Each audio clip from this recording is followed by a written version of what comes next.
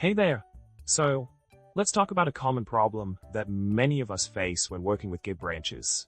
The problem occurs when we have some uncommitted code on a branch, switch to another branch using git-stash, make changes, commit them, and then switch back without remembering to git-stash pop.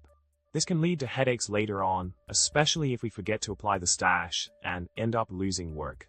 Now, let's dive into the solution for this problem. The key is to utilize a Git hook called post-checkout. This hook triggers after we switch branches and can help remind us about any stashed entries that we may have forgotten.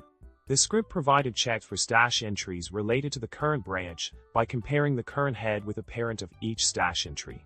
If a match is found, it displays a message reminding us to git stash pop. To sum it up, by implementing the post-checkout Git hook with the script provided, we can receive reminders about any unapplied stashed entries when we switch branches. This simple yet effective solution can prevent the headache of accidentally leaving behind stash changes. And with that, I hope this helps you avoid future Git stash mishaps. Remember to subscribe, like the video, and comment below with your favorite Git joke.